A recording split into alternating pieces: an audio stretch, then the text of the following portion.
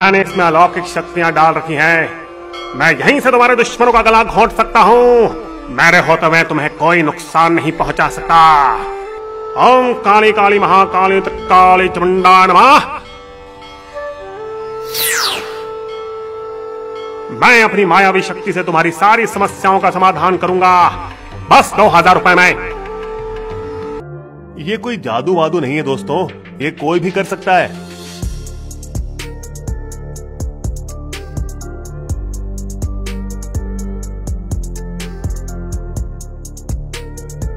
ये तुम्हारे दुश्मनों का खून नहीं, ना ही ये बाबा का कोई काली माता का दूत है। ये तो रसायन विज्ञान का प्रयोग है मात्र।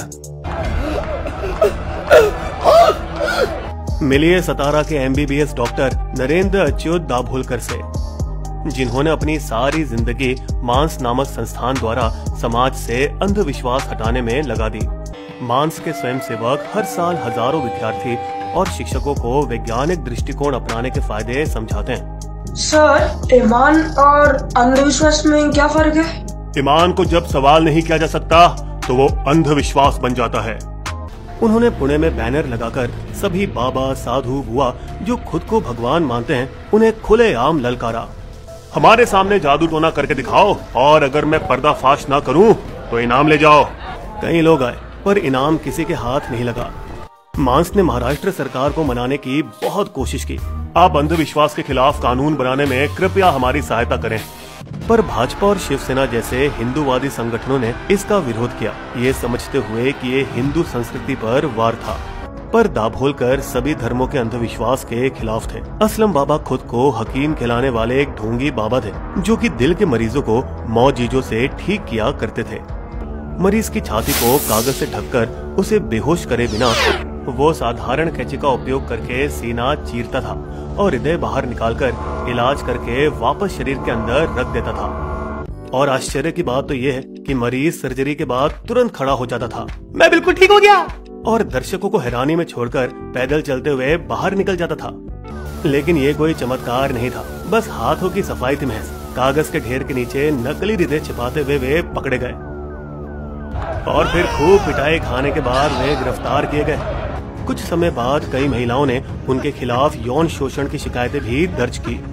अभी 2019 भोपाल में सूखे को दूर करने के लिए 2 मेंढकों की शादी करवाई गई। देखना वरुण भगवान जरूर प्रसन्न होंगे। भगवान शायद कुछ ज्यादा ही प्रसन्न हो गए और मध्य प्रदेश में बाढ़ आ गई। नए शादीशुदा जोड़े ने अपना वैवाहिक जीवन बस शुरू ही किया था। अरे दोनों का विवाह रद्द करो, भगवान इस बारिश से हमें बचाओ। दाभोलकर के मिशन में एक सामाजिक मकसद भी था। वे शादी के फिजूल खर्च के खिलाफ थे। धूमधाम से शादियों की बजाय अपनी बेटियों को पढ़ाने लिखाने में खर्चा करो।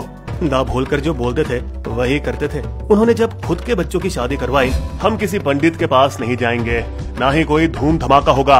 अंधविश्वास और रीति रिवाजों की आलोचना, धर्म के खिलाफ आंदोलन लगने लगे।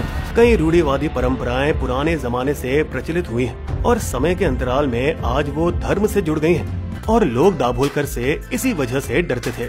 सत्य और अंधविश्वास कभी साथ नहीं रह सकते दोस्तों। क्या आपको पता है ये किसने कहा? लेकिन इसका जवाब मिलने से पहले उनके भाषण को रोक दिया गया।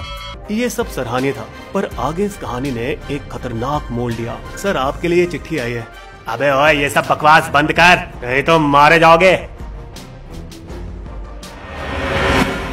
सर, अच्छा रहेगा अगर आप पुलिस सुरक्षा लें। बेटा, अपने ही देश में अपने ही लोगों से मुझे सुरक्षा लेने की क्या जरूरत? मगर उन्हें शायद इतनी साहस दिखाने की जरूरत नहीं थी। 20 अगस्त 2013 की सुबह जब वो अपनी आदत के मुताबिक टहलने निकले, कट्टरपंथी हिंदूवादी संगठन सनातन संस्थान के 2 सदस्य उनकी ताक में थे और पीछे से वार किया। देख मरा है क्या? अबे इसे तो भगवान भी नहीं बचा सकता। वैसे भी ये भगवान को मानता कहाँ था?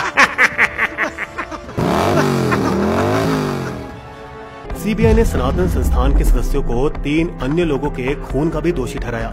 चारों अंधविश्वास के खिलाफ प्रचार करते थे। खून के लिए इस्तेमाल की गई बंदूक से सीबीआई ने सभी दोषियों को गिरफ्तार किया। दाभोलकर अक्सर बोला करते थे, अगर कल मुझे कुछ हो गया तो ये हमारे मकसद के लिए अच्छा होगा। उनकी बात बिल्कुल सही निकली। दाभोलकर की हत्या के कुछ ही समय बाद महाराष्ट्र सरकार ने अंधविश्वास विरोधी कानून बनाया।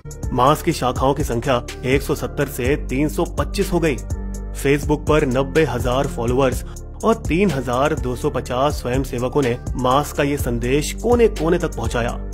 भले ही हम 21वीं सदी में रहते हैं, मगर आज भी समाज में कई रूढ़िवादी परंपराओं की जड़ें मजबूत और गहरी हैं।